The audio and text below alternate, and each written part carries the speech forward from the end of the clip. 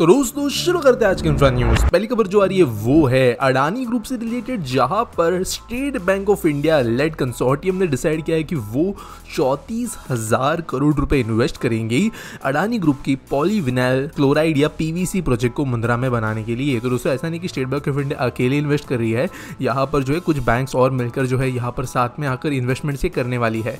बल्कि जो 34,000 करोड़ में से 14,500 करोड़ रुपए है वो SBI देगा, बाकी कुछ दूसरी बैंक है।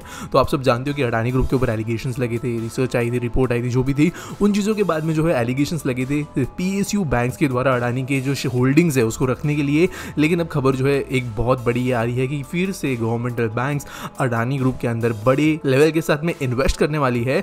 और ये जो प्लांट बनेगा ये 1 million ton of PVC yearly बना पाएगा, पेट्रोकेमिकल प्रोडक्ट्स बनाएगा और $2.5 बिलियन की जो टोटल कॉस्ट होगी इस प्रोजेक्ट की, जो धीरे धीरे बढ़ के कमीशन होगी 2025-26 साल में। अगली दोस्तों जो खबर आ रही है वो है चेन्नई और टूटिकोरिन के बीच से, जहां पर ट्रैक डगलिंग का काम जो है बहुत तेजी से चल रहा है और 1,890 करोड़ रुपए का प्रोजेक्ट जो है ये कंप्लीट हो गया है। तो दोस्तों जो रेलवे कमिश्नर सेफ्टी ऑफिसर है इनके द्वारा स्टेटमेंट्स दिए गए हैं कि इस चीज के बारे में बेसिकली यहाँ पर अभी टेस्टिंग जो आप कह सकते हो सेफ्टी इंस्पेक्शन वगैरह काम होता है वो चल रहा है।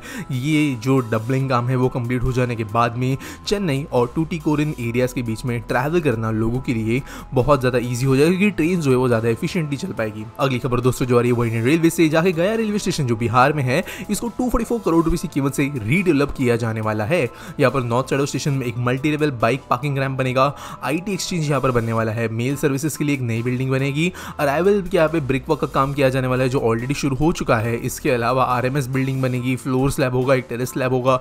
इसके अलावा दूसरी जो बेसिक पैसेंजर फैसिलिटीज होती है वो यहाँ पर बनाई जाएगी, जिसके कारण जो है गया रेलवे स्टेशन के अंदर जो काम होते हैं और जो लोगों को सर्विसेज मिलती है वो बेहतर बन जाएगी। अगली दोस्तों जो खबर आ रही है वो है हमारे इंडिया के DPIIT डिपार्टमेंट से रिलेटेड, जिन्होंने कहा है कि अलग अलग गवर्नमेंटल सेक्टर्स है इनके द्वारा वो डोमेस्टिक प्रोडक्शन को ज्यादा प्राधान्य देने के लिए कुछ गाइडलाइंस देंगे। तो दोस्तों casting, forging, power equipment, instrumentation, ऐसे कई फील्ड्स है जहां पर हमें जो है कहीं ना कहीं पर बाहर से सामान मंगवाना पड़ता है।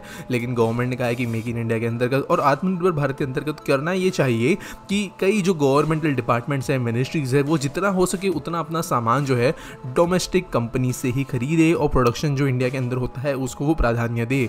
कई ऑर्डर्स कई डिपार्टमेंट्स के द्वारा दिए गए थे, फॉर एग्जांपल 200 करोड़ के ऑर्डर जो है बाहर दिए गए थे, इनको न करते हुए इंडिया के अंदर ही जितना हो सके उतना जो है काम किया जाए। अगली दोस्तों खबर जो आ रही है पुणे से, जहां पर यहाँ के एडमिनिस्ट्रेशन ने डिसाइड किया कि वो कई रोड्स में से मिसिंग लिंक्स को कंप्लीट करेंगे ताकि लोगों के लिए सुविधा बन पाए और 38 ऐसे स्ट्रेचेस को फर्स्ट फेज ऑफ प्रोजेक्ट में कंप्लीट किया जाएगा। अभी मिसिंग लिंक्स क्या है, कई बार रोड जो है प्रोजेक्ट के अंदर ऐसे है कि दो इंपॉर्टेंट रोड्स के बीच में कोई प्रॉपर अच्छा रोड नहीं है, जिसके कारण लोग जो है एक तो कभी कभी डायरेक्टली इंटीरियर जो छोटी रोड्स होती है उनका इस्तेमाल करना उनको पड़ता है। कई बार ये रोड जो है वो एक्चुअल में रूट का प्लानिंग का हिस्सा नहीं होते हैं और कई बार यहाँ पे रोड्स ही नहीं होते हैं, डायरेक्टली लोग जो है ऑफ रोड टाइप करके जाते हैं रोड्स के बीच में जो है डिस्टेंस कम रखने के लिए, टाइम बचाने के लिए, और कई बड़े शहरों के अंदर ये हो रहा है। इसी को देखते हुए ऐसे 38 प्रोजेक्ट्स को आइडेंटिफाई किया गया है जहाँ पे 25 करोड़ रुपए खर्च करते हुए बीच के स्ट्रेचेस को कंप्लीट किया जाएगा ताकि लोगों को ट्रैवल करने में इजीनेस आए। अगली दफा दोस्तों जो आ रही है वो है कोल इंडिया लिमिटेड से, जहां पर गवर्नमेंट ओन जो ये कंपनी है इन्होंने कहा है कि वो इन्वेस्ट करेंगे 120 बिलियन रुपीज या $1.46 बिलियन एक इंडस्ट्रियल वाटर ट्रांसपोर्ट कॉरिडोर को एस्टैब्लिश करने के लिए और पोटेंशियली 12 से 15 मिलियन टन ऑफ कार्गो हर साल वो कैरी करने की कैपेसिटी बना लेंगे साल 2030 तक। तो ईस्टर्न साइड में उड़ीसा के आसपास में ये मेजरली काम होगा, पारादीप पोर्ट के आसपास में ये डेवलपमेंट होगा। आप जानते हो कि कोल, आयरन और ये फर्टिलाइजर्स, एल्यूमिनियम, स्टील, इन जैसे फिनिश प्रोडक्ट्स जो है उनको भी पारादीप पोर्ट से ट्रांसपोर्ट किया जाता है, जिसके कारण यहाँ पर अगर इस पोर्ट तक सामान पहुंचाना है उड़ीसा के इंटीरियर से या ईस्ट इंडिया के इंटीरियर से तो अच्छे वाटरवेज के जरिए कॉस्ट कटिंग बहुत बड़े लेवल पे हो सकती है और इसीलिए ये इन्वेस्टमेंट ये गवर्नमेंटल कंपनी करेगी वाटरवेज को डेवलप करने के लिए। अगली खबर दोस्तों जा रही है वो है हिमाचल प्रदेश से, जो कि इक्विप करने वाले अपने स्टेट को one state one portal system से, जो कि सारे अर्बन बॉडीज की सर्विसेज को एक साथ ले आएगा। तो दोस्तों यहाँ पर जो हाउसिंग डेवलपमेंट अथॉरिटी होती है, गवर्नमेंट ऑफिशियल वर्क्स होते हैं, सर्टिफिकेट्स होते हैं, नोटिस निकालना होती है, नो ऑब्जेक्शन सर्टिफिकेट होते हैं, टैक्स पेमेंट होता है, इन जैसे कई चीजों के अंतर्गत गवर्नमेंट जो है इन चीजों को ऑनलाइन ले जाना चाहती है। आप जानते हो अगर ऑफिस में जाके काम करने जाओगे तो ऑब्वियसली दिक्कतें आती है, प्रॉब्लम्स होती है, काम सही से नहीं होते, करप्शन इशू होता है, लेकिन इनको ऑनलाइन भी कर दिया जाएगा। अगली खबर दोस्तों जो आ रही है वह फिर से अडानी ग्रुप से रिलेटेड, जिन्होंने प्लान किया है दुनिया का सबसे बड़ा hybrid power plant Khavda desert के अंदर जो गुजरात के कच्छ में लोकेटेड है। तो दोस्तों यहाँ पर 45 गीगावाट का वैसे ओवरऑल बिग प्लांट है, लेकिन ये जो सिंगल प्लांट होगा ये 20 gigawatts of green energy produce produce करने वाला प्लांट होगा जो कि हाइब्रिड होगा, यानी भी सोलर विंड अलग अलग टेक्निक से इस्तेमाल एक साथ किया जाएगा। अब दोस्तों अडानी ग्रुप के पास में ऑलरेडी दुनिया के some of the biggest solar power plants already है, गुजरात के अंदर इनके बड़ी इन्वेस्टमेंट्स है।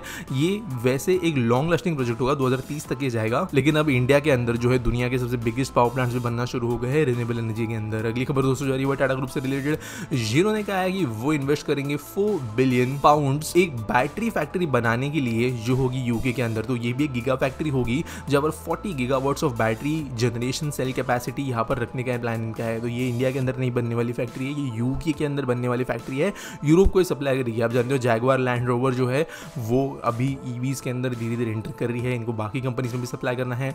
इसको देखते हुए इन्होंने ये डिसीजन लिया है। अगली खबर दोस्तों जो आ रही है वो है कोलकाता से, जहां पर स्टेट डिपार्टमेंट ने डिसाइड किया कि वो 15 ई वेसल्स लॉन्च करेंगे हुगली नदी के अंदर अगले साल, और जो डीजल रन वेसल्स इनके हैं उनको रिटायर कर देंगे। तो दोस्तों वर्ल्ड बैंक ने फंड किया था यहाँ पर कंजेशन सिटी के अंदर कम करने के लिए, ग्रीन सॉल्यूशंस को लाने के लिए, और उस फंड का इस्तेमाल किया जाएगा ये ई वेसल्स खरीदने के लिए। यानी बैटरी ऑपरेटेड बोट्स होंगी जो जीरो एमिशन होंगी, एयर कंडीशन होगी, 100 पैसेंजर्स को एक बार में ट्रैवल करवा पाएगी और 2 गुने स्पीड से चलेगी कंपेयर टू डीजल बोट्स, जिसकी वजह से यहाँ पर लोगों को ज़्यादा एफिशिएंटली ग्रीन तरीके से और बेटर कंफर्ट के साथ में ट्रैवल करने को मिलेगा कोलकाता के अंदर। अगली खबर दोस्तों आ रही है दिल्ली एयरपोर्ट के टर्मिनल 3 से, जहाँ पर अभी तक का देश का सबसे बड़ा लाउंज ओपन हो गया है, और ये 30,000 स्क्वायर फीट में फैला हुआ एक लॉन्च है जिसका नाम है एनक्लैम प्रेव। तो ऑब्वियसली अभी हमारे देश के अंदर जो लाउंजेस है एयरपोर्ट के अंदर वो बहुत ही ज़्यादा क्राउडेड है। आप जानते हो कि जो क्रेडिट कार्ड्स होते हैं उनके अंदर ईयरली या क्वार्टरली जो है लाउंज एक्सेस मिलता है, जिसके कारण हज़ारों इनफैक्ट लाखों लोग ऐसे हैं जिनको लाउंज एक्सेस के लिए एक्सेसिबिलिटी भी मिल चुकी है,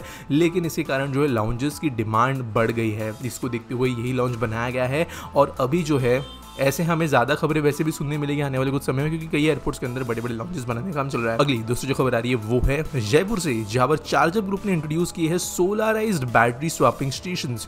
तो ये ओपलेटेड है बेनीवाल कांता के अंदर, जो चुंगी सर्कल रामगढ़ मोड़ के अंदर आते हैं, यानी अलग अलग एरियाज में है, और 140 किलोवाट आवर की इनकी कैपेसिटी है। 20% जो बिजली की नीड्स यहाँ पे होगी इन बैटरीज को चार्ज करने के लिए वो सोलर से आएगी, बाकी ऑब्वियसली यहाँ पे दूसरी तरीके की नीड की भी जरूरत पड़ेगी।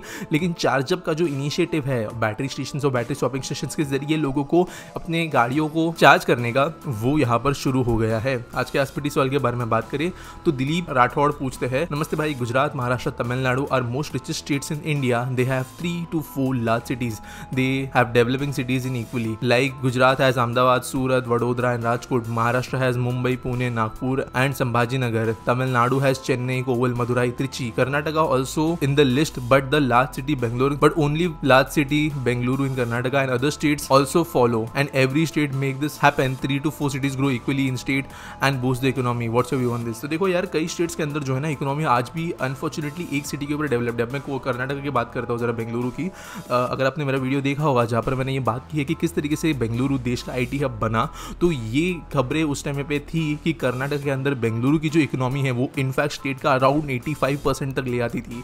यानी पूरी की पूरी स्टेट डिपेंडेंसी एक ही शहर पर उस समय पर थी। मैं उस समय के लिए इसलिए बोल रहा हूँ क्योंकि कर्नाटका ने अभी धीरे धीरे बेंगलुरु के बाहर दूसरे नए इंडस्ट्रीज के अंदर एक्सपांड करना शुरू किया। अब जैसा कि अगर आप बाकी जो भी शहर यहाँ पर मेंशन किए गए, यहाँ पर हर शहर की अपनी पहचान है। अहमदाबाद एक प्रॉपर बिजनेस फाइनेंस सेंटर है, सूरत डायमंड टेक्सटाइल के लिए जाना जाता है, वडोदरा की अलग पहचान है, राजकोट की अलग पहचान है, मुंबई फाइनेंस के लिए जाना जाता है, पुणे जो है वो IT कैपिटल है, एजुकेशन कैपिटल है, संभाजी नगर जो है यहाँ पर आपको बहुत ज्यादा फार्मा, ऑटोमोबाइल जैसी चीजें नजर आती है, और ऐसी जो है सिटीज के स्पेशलाइजेशन होते हैं। अनफॉर्चुनेटली देश के कई स्टेट्स के अंदर ये हो नहीं पाया है। बेंगलुरु अभी धीरे धीरे अपने कर्नाटका के IT रोल के इंपॉर्टेंस को बढ़ाने के बाद में इलेक्ट्रॉनिक मैन्युफैक्चरिंग के लिए, होसूर वगैरह के लिए बहुत बड़ा काम कर रहा है। EV मैन्युफैक्चरिंग के लिए एक बेस बन रहा है कर्नाटका के अंदर, और इंडस्ट्री अगर सही जाती है तो कर्नाटका के अंदर 2-3 अलग अलग इंडस्ट्री 2-3 अलग अलग शहरों के अंदर बनना जो है वो शुरू हो जाएगी, और बाकी स्टेट्स को भी यही करना पड़ेगा। तो तब जाकर जो है हमें देखने मिलेगा ये सब सारी चीजें। उम्मीद करता हूँ आपको सवाल का जवाब मिल गया होगा। आपके पास कोई सवाल है तो आप नीचे मुझे कमेंट्स में पूछ सकते हो। आप न्यूज़ सबमिट करना चाहते हो तो उसके लिए भी आपको लिंक मिलेगा हमारे डिस्क्रिप्शन के अंदर, और मिलेंगे अगले वीडियो में।